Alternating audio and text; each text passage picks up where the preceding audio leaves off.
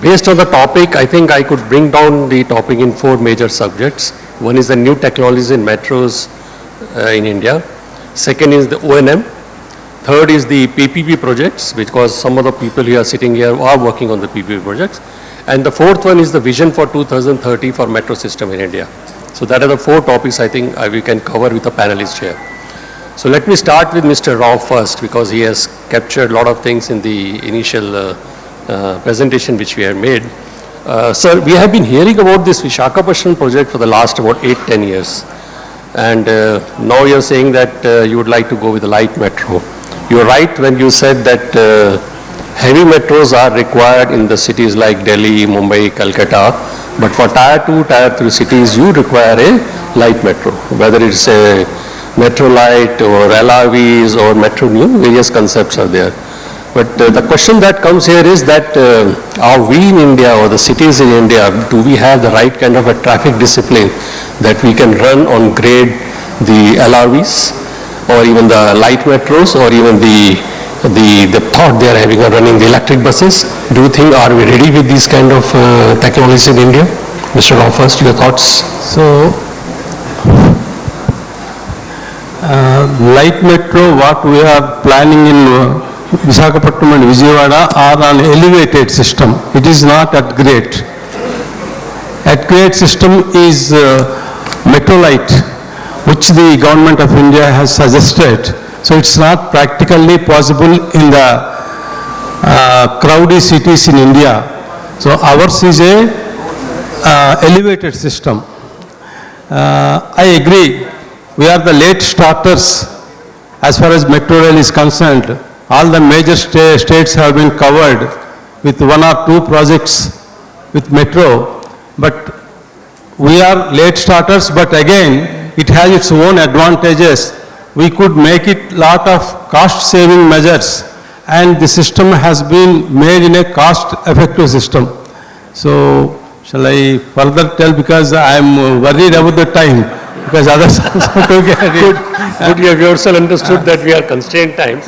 Coming to Jitendra here, Jitendra, you are also bringing pods as well as the ropeways in Uttarakhand. If you can share some light on these technologies, what are these, when are they likely to come? See, ropeways which we are planning or which we are executing, they are not for MRT, mass transit system in the city.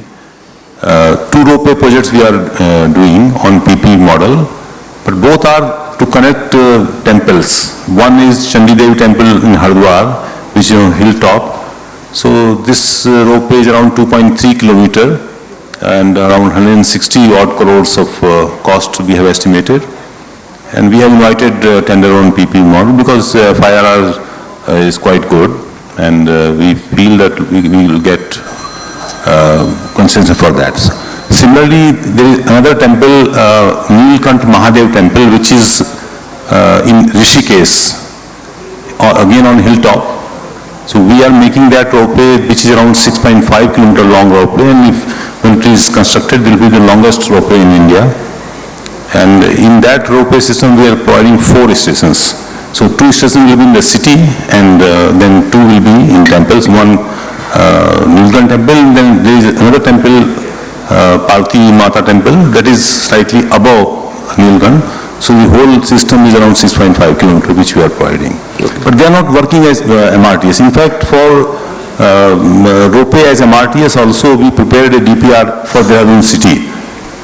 But there are some problems in the ropeway. Main problem in ropeway is the average speed. You see, the metro system, wherever we are providing, average speed is in Delhi metro or for the metro, any metro will be around 32 to 35 kilometers per hour. Whereas in ropeway, average speed would be around 14 kilometers per hour or 15 kilometers, not more than that. So that is a big constraint because there is not much time saving. So we felt that the shift or modal shift may not achieve, we will not get that modal shift. So we dropped that idea and then shifted to other system. And what are the timelines for this project you mentioned? Pardon? The timeline for this project? This timeline for this both ropeway projects, again, concession period is 30 plus 2 years construction. Okay. In one we have kept 2 years, in the other 6.5 kilometer we have kept 3 years of construction, and then 30 years more. Total 30 years construction period we have kept. And we are bringing one more project in Hardwar, PRT, which is generally called Pod Taxi. Again, it will be on elevated system. It's around 20 kilometers in Hardwar. And that will be totally a new system, which will be for the first time in India if it comes through. Okay. That is also on PPP model. Kumarji, I bring the question back to you also now. With your experience of Delhi Metro, Lucknow Metro, you have seen the 6-car, 8-car design metros, heavy metros in Delhi. You have seen the 3-car design in the Lucknow Metro. What are your views on the current Tier 2 cities metros? Because light metros, Metro Light and all these things which are coming up, what are your take on that? Thank you, Dhingra ji.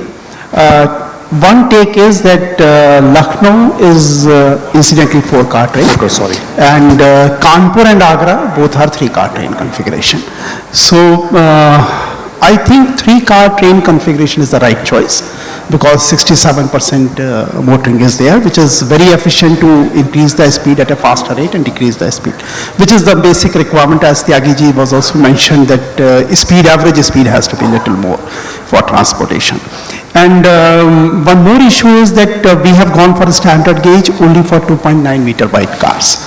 So that according to me is the right choice. And I will not say anything that LRTs, but the fact is wherever these projects will be for a long term.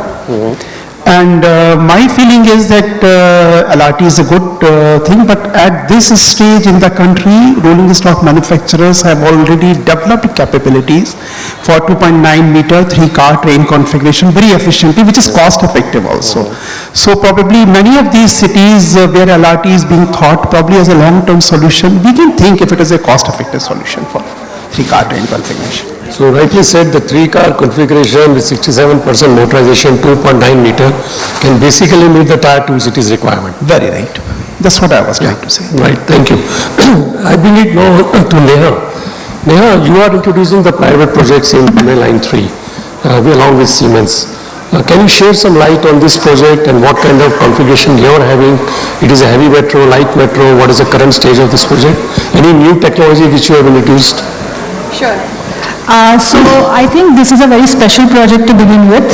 Reason being that this is the first project that has been awarded in PPP mode after the introduction of Metro Policy 2017. So where the entire ecosystem is working towards making this project successful, because it will pretty much determine if PPP projects are going to be taken up in the metro sector in the future. The second thing is that in this project we have 2 partners of pedigree. We have Tata Group, which is of course a very well-known brand in India and abroad. It has featured in the topmost 50 brands in the world, the only Indian brand to feature in that list. And then you have Siemens. So with such partners of such pedigree, obviously there is a lot of responsibility also, and each partner brings their expertise to the table. If you see the entity that we have created for development of this project, Tata Group is the majority shareholder. In fact, I represent Tata Group on the board of this company. And we have Siemens Financial Services, which is a financing arm of Siemens Group. That is our other partner. Now, while they bring their financing expertise to the table, but at the same time we have group entities which specialize in certain services and certain products that we are getting into our metro system. For example, we are procuring our systems from Siemens in a major way. Similarly, Tata Projects is our civil partner for the project, and they were with us right from the word go. So when we originally decided to bid for the project, they were there with us, and that helped us a lot. Moving on to the insights part, I think one of the most important insights, and I would say an experience for us as well, was that unlike other projects where the focus is on construction of the metro system, we have actually focused on customer experience. So if you see the designs of our systems, or rather the stations, which is the physical experience and also the digital experience, we have actually put the business team in the forefront when it comes to deciding the concept of the station or taking decisions on different design interventions.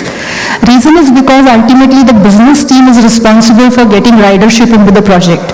So if they are not involved in the design phase from day one, then they are going to say that, look here, we are not involved in the design phase, there is a faulty design. So if ridership is not coming into the project, don't come and blame us for it.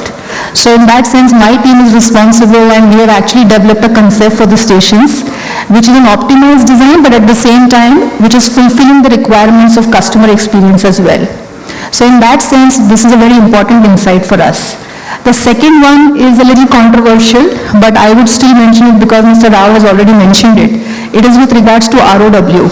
We find that in most infrastructure projects, acquiring ROW is a big pain. And I think any private investor that comes into the project will have to hold the fort, no matter how much the pressure. You just can't give in. You have to wait until the critical ROW for the project is acquired. So that, I think, is very important, and only a group that can have that kind of holding power should really venture into this sector. The third important insight, according to me, is that stakeholder engagement from the early stages of the project is very critical. Fortunately, again, I have been heading corporate communications and stakeholder relationships in this project. And I can tell you that as soon as we were nearing the signing of the concession agreement in 2019, we actually made a very detailed strategy for stakeholder engagement in this project. And everything was defined in that strategy in great detail, including the timing, intensity, tonality, media, everything. Of course, as time went by, we kept recalibrating that strategy, but we have been focusing on stakeholder relationships in a very big way. Sometimes it is really in your face, and sometimes it is very subtle, but we keep doing it. And that has helped us a lot, because we see that as we construct in the middle of the city, people are fully supporting us on most occasions. So I think these are very important insights that we have gained out of this project up to now. And I'm leaving the other insights because we all know they are there for everybody to see.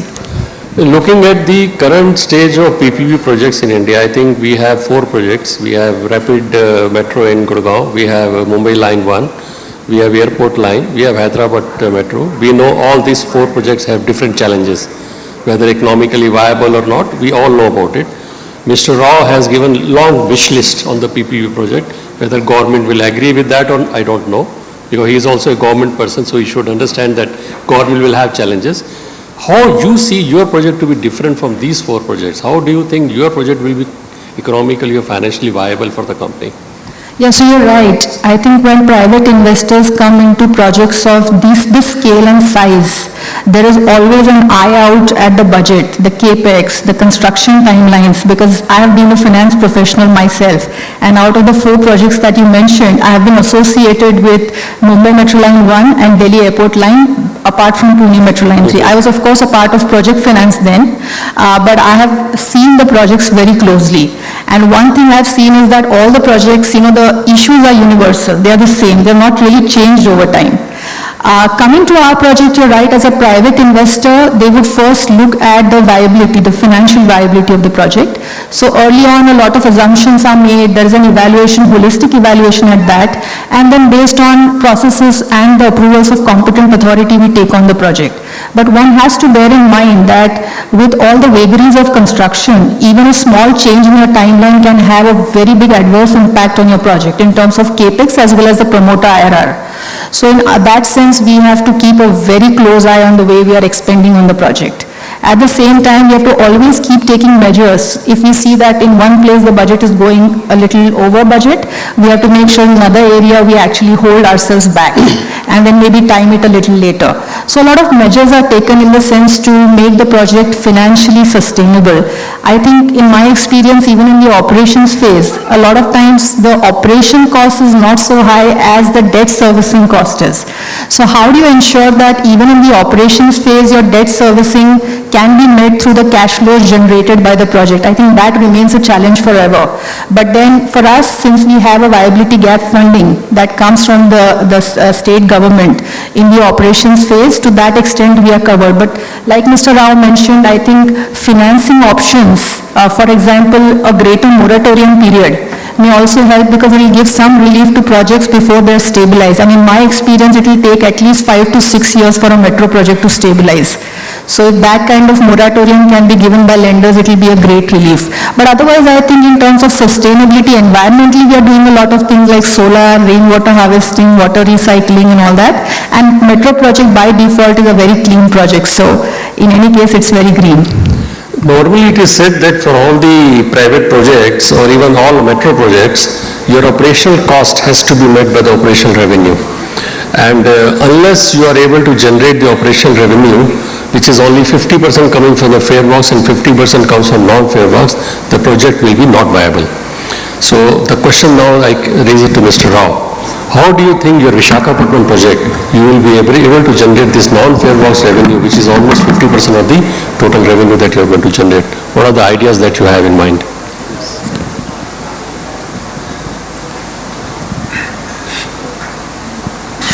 Visakhapatnam is the financial capital of the new Andhra Pradesh. So the city, though there are many central government industries and a few state government industries, and it is a developed city, there are so many resources unexploited and unexplored natural resources are there. So these natural resources are to be encashed to the maximum. Now the focus of the government has come on the Visakhapatnam. Visakhapatnam is the largest city next to Chennai and to Calcutta in the east coast of India. So this city is not only catering to the needs of Andhra Pradesh, it is also catering to the Chhattisgarh and also the South Orissa. So people are come here for all their medical, educational and other needs. So the city has lot of potential but is not explored to the fullest extent. Now it is the time.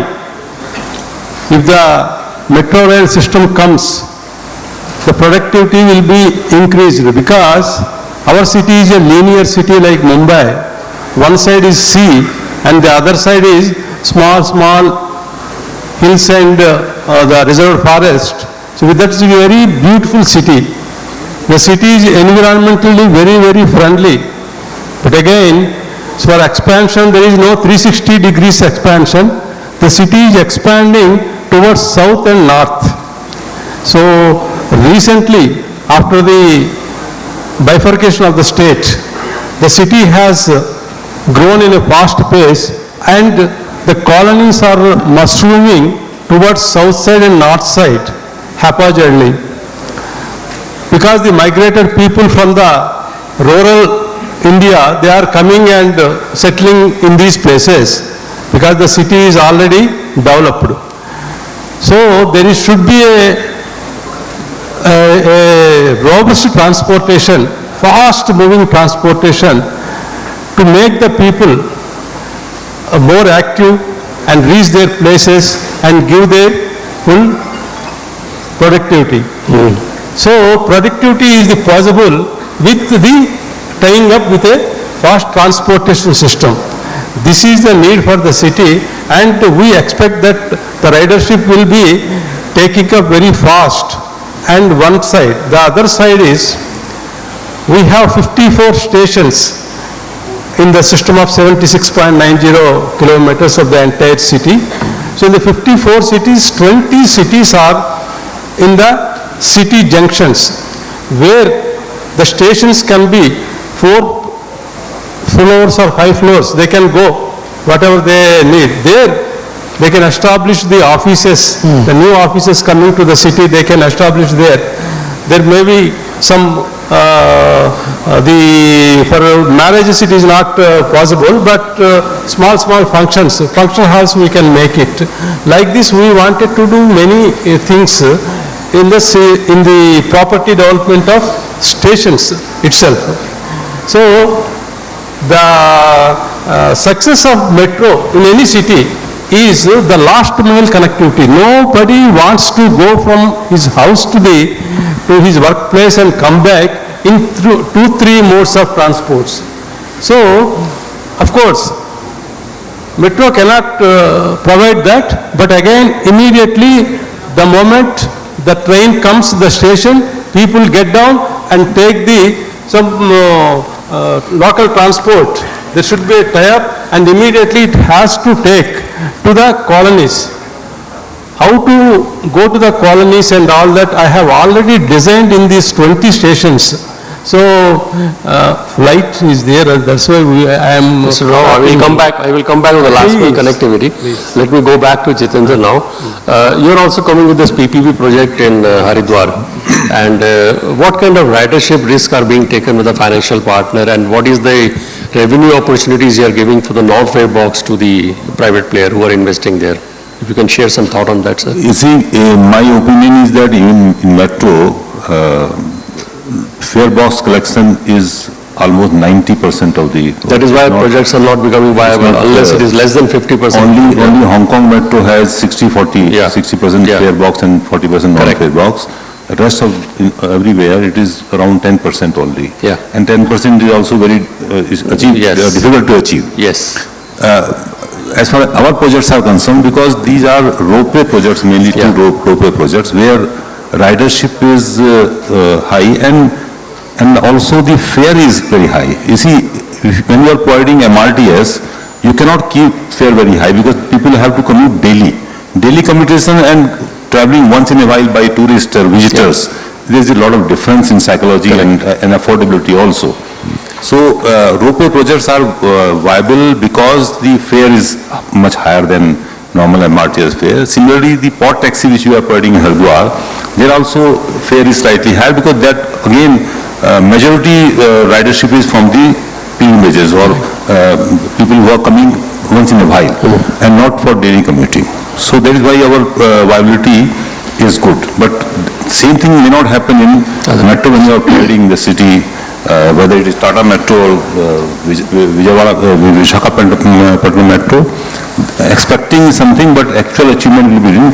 In fact, at the Government of India level nowadays, the concern is that whatever ridership is being projected, even in big cities, let us not talk about Visakhapatnam, even in Bangalore or Chennai, except Delhi, and Delhi also not 100% projections, but yes, maybe 80-90%.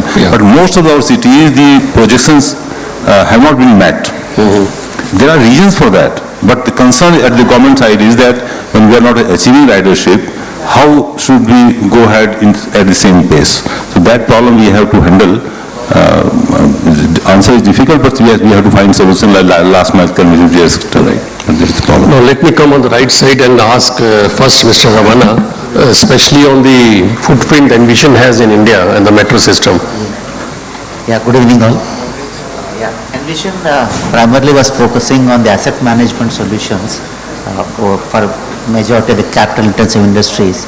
Over a period of time, last 1 decade, after seeing the number of metros being developed in the country with a lot of urbanization coming in, the product what we handle the maximum of an IBM stable, that's the most suitable asset management solution which could give to all the operators, the owners, the maintenance of the assets in time, number one.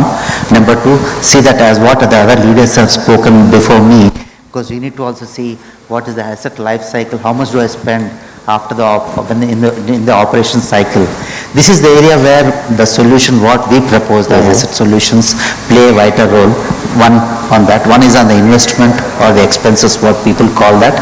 Number two is increasing the life of the asset so that it gives for a longer time you are able to use the asset, and the failures are being predicted much in advance. So we are going from a normal maintenance to the digitization of the asset management solutions. Including the predictive maintenance. Predictive maintenance, so that we are able to predict much in advance the likely failures, so that our teams, back-end teams are able to plan in advance, and so that the riders are not put at discomfort. We know that kind of an urbanization happening. Any small disruption, it causes havoc to the entire community. So asset solutions are playing a vital role. Last decade we have been thankfully to the industry, we have been associated with about 15 odd metros in India and outside India. We see that the utilization factor on the asset solutions are increasing from Hyderabad Metro, which we saw in 2012-13 about 50-60%. Now it's coming to 80 to 90%. People are dependent on the system, and the kind of input system is giving back to the technicians and the maintenance managers who are at the who are right on spot and trying to fix the problems. So that way the field technicians are also getting at the field itself the entire information on mobility. That way you can see the ease of convenience, people working in the kind of technology. Maintenance is not a one step back technology. Now it is in the forefront, and all the industries are identifying that is the key to gain a revenue or to gain more on that particular, on the profitability part of it. That's my submission. This is the area where we have conceptualized and we created some templates, and we are being appreciated in the industry at the moment. Thank you very much. Thanks to the industry for giving us the kind of a support, and we are very honored to be honored on the stage with all the leaders. Thank you. I will come back to you. Let me first go back to Kumar. Keshav Kumarji, congratulations to DV team and you and your team for creating such a big organization of O&M in NCRTC. If you can share some thoughts of what kind of organization is created and what is the scope you are having for this project? Thank you very much. Our scope is basically entire operation and maintenance of the Delhi-Meerut RRTS corridor, except few things. For example, major civil structures like tunnels, viaduct, and station structures will be continue to be maintained by the employer, which is the NCRTC. Then there is a rolling stock which Alstom has supplied. Earlier Bombardier, now Alstom is there, and so rolling stock maintenance is with the rolling stock supplier, but operation of rolling stock is with us. And same is with the fare collection system. So except other than these three, everything else is with us. So from traction to signaling, food track, and finishing, and customer facilitation to train operation and station control, everything is, including operational control center, that is all in the scope of the RRTS, which is I'm right now leading. And anything else? This is the first time the government metro system had outsourced the O&M. And I'm hearing that now Mumbai Line 3 have also outsourced, so Delhi Metro, even Mumbai Line 2 and 7, Chennai Metro also thinking about it. We have vast experience of running the metros in India. How do you see in this kind of a change coming in India and outsourcing the O&M activity? First thing, Mr. Dhingra, I will not say in favor of O&M contract only because I am representing one of the world leader in operation and maintenance. But with my experience in this total metro industry, which is nearly 20 years now, from project implementation from Delhi to Lucknow and Kanpur and all that, this one aspect of operation and maintenance is very, very crucial. In life cycle of a project, probably capex is only 40%. Yeah. 60% is operation and maintenance. From the day one, everybody has to think how it will be operated and maintained. Because as Tyagi also said that it may be dream to think about 50% revenue from non-fare box, but actually even Delhi Metro probably it is at 25 or 30% only. Yeah. And smaller cities obviously scope of commercial development is also less. So somehow or the other you have to reduce the operation maintenance cost, and that's why bringing an operator helps. And operator with his experience internationally and accessibility to the latest technology in operation and maintenance philosophy. For example, Mr. Ramana was mentioning about asset management system in NCRTC. We are implementing a very comprehensive asset management system. It may not be predictive maintenance at this stage, but condition-based management certainly it will be there. And as Mr. Ramana was saying, as an operator, if I speak, if you have to optimize your cost, you have to ultimately go towards predictive maintenance. And the issues, systems are so advanced, you know better than me, rolling stock and signaling issues. Lot of data is already collected. It is not that we have to collect some data, but we are not able to analyze, we are not able to predict what is the issue. This is the situation. Correct. So as an operator, when I come, then I start looking on these aspects which are more cost-effective issues. So that is my view. And to Neha ji, I will like to say the project is very good, but you should bring an operator as early as possible. Okay, good. Now, let's go to the future vision. Ramana, what is your future vision of 2030 for metros in India? Yes, sir. 1 minute each, then we go to the audience to have their questions. Yeah, now moving forward, we are looking at a technology where people are being informed much in advance on the latest technologies so that they don't have to go to system, sitting from the work from home concept or whatever is there. People should be able to get information much in advance so that they can plan from home itself the thing. And as what Sabji has said very clearly, now where do we optimize is the main question. How much do I earn out of it? If I'm able to save a 1 rupee, that's a profit which I'm making out of it. Good. Yeah, that we are looking at that technology and try to adopt and trying to create some templates for the metro operators which are coming in the tier 2 and tier 3 cities so that they get one package and one unified system for their entire operation instead of having a discrete solutions with them. Thank you very much. Kumarji, your vision? My vision is the very energy efficient and technology-driven metro systems, more automated trains, more intelligent signaling, better ticketing systems, and overall providing mobility as a service. Good. Mr. Rao. New technology is a must for the metro rails because it is a high-tech system in the cities, for city commuters. So we have to take the advantage of the new technologies. All the new technologies coming in the metro rail sector are towards cost-saving and cost-effective systems. Even the cost is a bit more in the beginning, but the life costs will ultimately proving to be low, and we are adapting all the new systems. With this, I suppose the overall expenditure, O&M expenditure or in construction expenditure will come down. Is in fact coming down also if you compare with the DMRC phase 1 and DMRC phase 5. For the same number of kilometers, there is a big difference. So we hope we are taking all this into this thing. Jitendra ji, your vision, especially because you are bringing pods in India. Yeah. I will say that metro has a future in all big cities. For smaller cities, we have been trying LRT and I think for last 10 years, somehow breakthrough has not been there. Now it is time to think about some other technologies in the world which are happening, like even PRT, Metrino, and so many technologies which are latest, and they are lower capacity and low capex, and they claim that even OPEX is very low. So probably for tier 2 and tier 3 city, we should think of new technology which are in the world. Good. So Neha, 10 years down the line, 2030, where you see the PPP?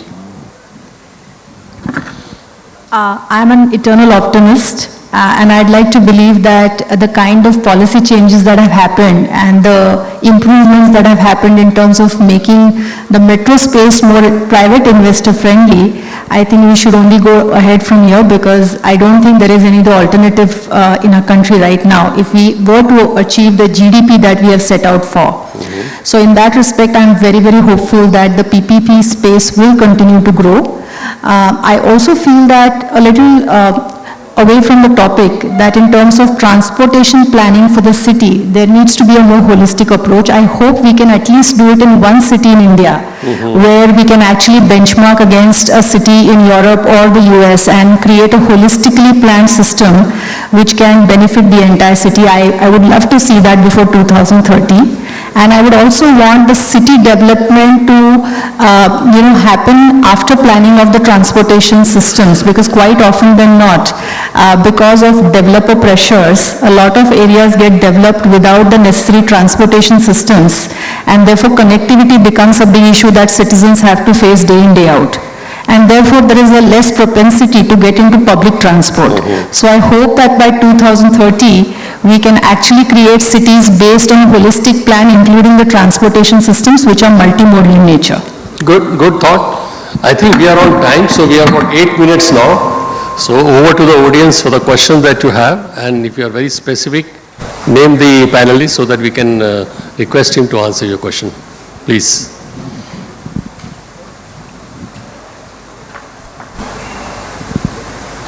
Okay. I would like to introduce myself. My name is and I'm from Reinforce Industries. And my questions to analysts as far as we are discussing about the metro projects.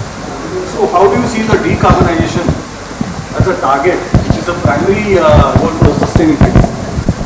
So that's my question open for a panelist so that you can put, because I hear about a lot of stakeholder management. I've heard about the maintenance is most important, but what about your views about sustainability or decarbonizing metro and railway projects? I will try to answer a little bit. Yes, you are very right. Aim has to be carbon neutral, very right. And but how metros can work in those directions? More efficient equipments, energy efficient equipments. You may be knowing that we already have regenerative braking in trains. And in Lucknow, I tried with regenerative braking in the lifts also. So that was another thing which we did, because I will also like to say here that in metros, total operation and maintenance cost nearly 35% is the energy bill. So it is towards sustainability as well as towards financial sustainability, energy efficiency has to be brought in. One more thing which comes to my mind is that less and less use of generators, because they are also a problem, because metros have reduced the quantum of the generators, but probably at some stage we have to think, can we eliminate use of generators? That is, pollution is one issue, then fossil fuel consumption is another issue. LED lighting, another issue. Air conditioning, that is another requirement. Escalators, we all want escalators, but I don't have the figures right now, but you see the escalator, how much energy is consumed. So we can work out lighter models of escalators which use less energy. Something like that. Those are the things which we have to work basically to make it more sustainable. And water reduction. Air-cooled air conditioning system as much as possible in place of water cooled. So any more question from the audience? Please, sir. That be the last question. One last question for the session. Sir, it was excellent presentation, panel discussion. I have one question common for Tyagi ji and Mr. Kumar Keshav. Mr. Kumar Keshav has rightly said that 60% is the operational cost. If you see nowadays, let us say from the last 25 or 30 years, mostly we are doing the design build contracts. If we merge the design build and operation and cost in one contract, then what will be the challenges? Because nowadays we are doing design build contract, then operation and maintenance is done afterwards. If I merge operation maintenance cost plus design build, what will be the challenges? Because you have worked in Lucknow Metro, now you are working operation and maintenance cost. And Tyagi is also looking after such type of projects. Thank you. In fact, any transport system, even the sanction, when you prepare the DPR, the criteria to sanction should be the life cycle cost and not the capital cost alone. If you start from that point, everything will be taken care of. Even the contracts which we will be awarding will be holistic contracts having O&M in part of that. In fact, NCRT has already done that. The rolling stock supplier, I think the maintenance is included. When you buy a lift for your house, or you include AMC in that. So if the project sanction stage itself, we start taking this as a criteria, this will be automatically implemented. No doubt, ultimately it is the total cost which matters, life cycle cost. But unfortunately, the criteria for everything is not life cycle cost, it is the capital cost at the beginning, because that money is required immediately, and the O&M money is in 30 or 40 years, and then we expect revenue will increase and probably will be able to meet the expenses from the revenue. So we don't bother much about the O&M cost. But yes, you are right that we should bother.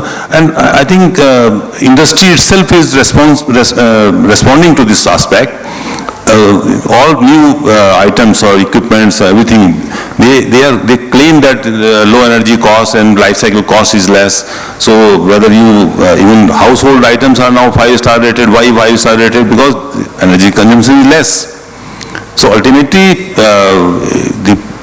when you start looking from the life cycle cost point of view, all these aspects will automatically come in. So my question was, if we merge O&M plus design cost, design contracts, what will be the challenges? You see, challenges is like when you invite a PPP project, a concessionaire comes for 30 years. Anticipating issues in 30 years is a very, very difficult task for anybody. Same thing will happen if you design build contract along with O&M. Those players are not that big players who can remain present for 30 years and anticipate the issues. There are experts in civil construction, they will come and construct only. If you include maintenance, there is a separate team for that maintenance. So if you combine these contracts, it can happen, but it will take time. Right now our industry is not equipped for that. Small players, they will not be able to sustain for 30 years. They cannot put that money for 30 years.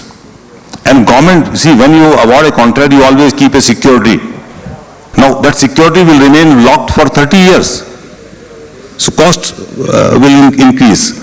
So that is why this unbundling, in DMRC, this practice we have, in DMRC phase 1, they were comprehensive contract.